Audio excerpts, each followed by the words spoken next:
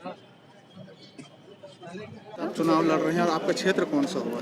हम जिला परिषद सदस्य के रूप में चुनाव लड़ रहे हैं और कांके 20 भाग से, कांके पूर्वी से। जिस तरह से अगर आप चुनाव पे आते हैं और जनता पे समर्थन करती है, जिला परिषद का अगर ताज पहनाती है, तो सबसे पहले आपका क्षेत्र की प्राथमिकताएं क्या होगी? सबसे पहले तो वहाँ की प्राथमिकता सभी जनताओं का मैं आभार प्रकट करूँगा अगर यदि वो लोग हमें अपना मुझ पर विश्वास जताती है और हमें वहाँ जिला परिषद बनाने का काम करती है। तो सबसे पहले मैं वहाँ पे जो भी कल्याणकारी योजनाएं हैं सरकार द्वारा, उसको अंतिम व्यक्ति तक पहुँचाने का हर संभव प्रयास और पहुँचा के ही रहेंगे। कहीं ना कहीं गांव की सरकार बनाए है और आज भी लोग मूलभूत सुविधाओं से वंचित है। आप तो राजनीतिक पार्टी से भी बिलोंग करते हैं, लगातार क्षेत्र घूमते हैं, क्या लगता है कि अभी भी क्षेत्र में बाकी रह गया था जिससे हम सबसे पहले सब चीज़ों को निश्चित तौर पे हमारे क्षेत्र में कमियां हैं। आज स्वास्थ्य का, शिक्षा का, जो जिस स्तर पे भी शिक्षा दिया जा रहा है बच्चों को, हमें नहीं लगता कि वो स्तर बहुत ही अच्छा है। तो निश्चित तौर पे उस पर सुधार करने का प्रयास किया जाएगा। और जो स्वास्थ्य का, जितने भी स्वास्थ्य केंद्र हैं उनमें क्या मूलभूत सुविधाएं हैं जो हमारे आज जो स्वास्थ्य के जितना महंगा हो चुका है, अगर यदि सरकार द्वारा आयोजित हर तरह के कार्यक्रम है और उसमें लाभ पहुंचाया जाता है जनता के सेवा में स्वास्थ्य के ओर से, तो उन सब चीज़ों पर निश्चित तौर पर विशेष ध्यान रखा जाएगा। मैं इटकी क्षेत्र से हूँ, मैं जिला परिषद की उम्मीदवार हूँ। मैं नाजिया परवीन। नाजिया जी, अगर आप जीतती हैं जिला परिषद के चुनाव, सबसे पहले अपना क्षेत्र के लिए आप क्या काम करेंगे, क्या सोची है? मैं अपने गांव के लिए जो बेरोज़गार लोग हैं, जैसे जिसका राशन कार्ड नहीं है, जो विधवा पेंशन, जिनका रोज़गार के लिए मैं काम करूँगी उन लोगों के लिए। आप एक महिला भी हैं खुद, जी। खास करके महिलाओं के लिए आप क्या सोची है कि महिला को भी साथ लेके चलेंगी, किस तरह से उनके आप? हमारे गांव में महिला बहुत पीछे है जी। तो मैं चाहती हूँ कि हर महिला कुछ ना कुछ काम करे, रोज़गार करे। और हम लोग के यहाँ तो खास करके सभी महिलाएं घरेलू काम के लिए बहुत अच्छी है, जैसे सिलाई वगैरह और ऐसे कुछ हाथ से बुनाए तुनाए। तो मैं उन लोगों के लिए रोज़गार मुहैया कराऊंगी, उन सबको रोज़गार से जोड़ूंगी ताकि वो लोग भी आगे बढ़े, आगे आए सब काम में और अपने घर में सपोर्ट करे बाल बच्चा हस्बैंड को, तो उनकी आर्थिक स्थिति भी सुधर जाएगी उससे।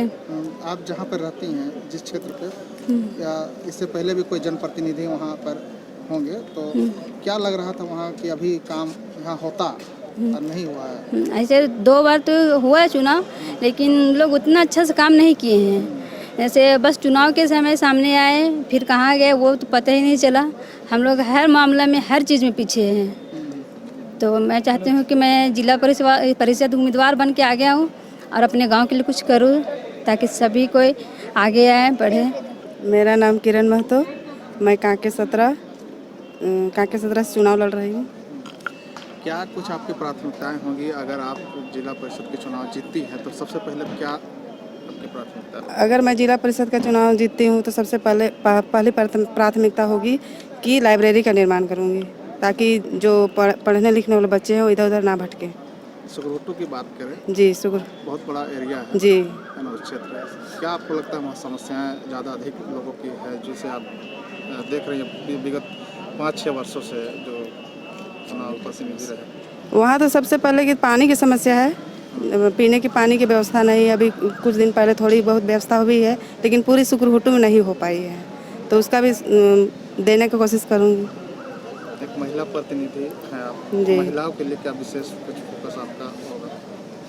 महिला के विषय में जैसे किसी को जैसे ससुराल आने पर थोड़ा सा प्रताड़ना होता है, तो सब में भी ध्यान दूंगी। महिलाओं को सशक्तिकरण के लिए आप मजबूती अपने आगे सहयोग करेंगे? जी। मेरा नाम मीना देवी है, मैं सुकुरुटू दक्षिणी से पंचायत समिति सदस्य के पद पर लड़ रही हूँ चुनाव। क्यों चुनाव लड़ रहे हैं, क्या सोच के आए चुनाव?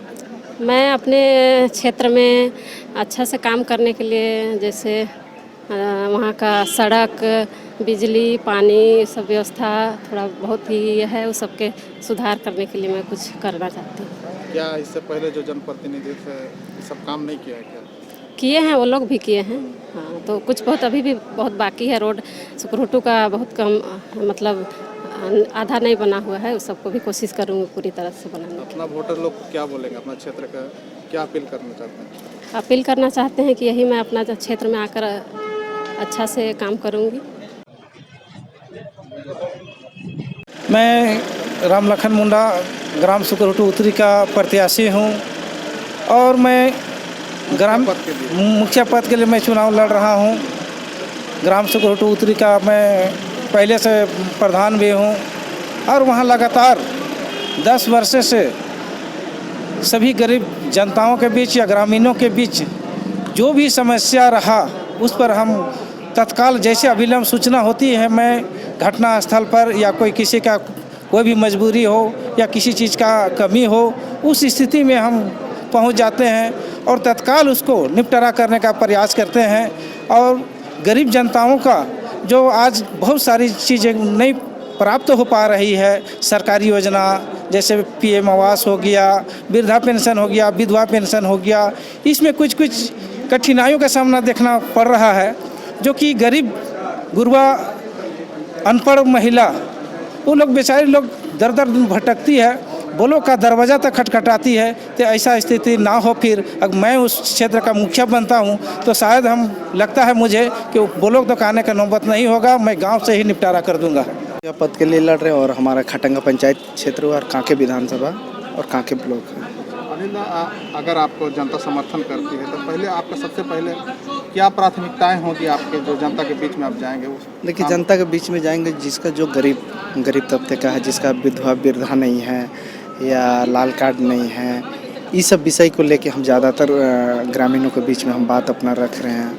और दूसरा चीज़ है कि जो विकास का मुद्दा है, जो कार्य क्षेत्र अधूरा है, उस मुद्दा को रख रहे हैं।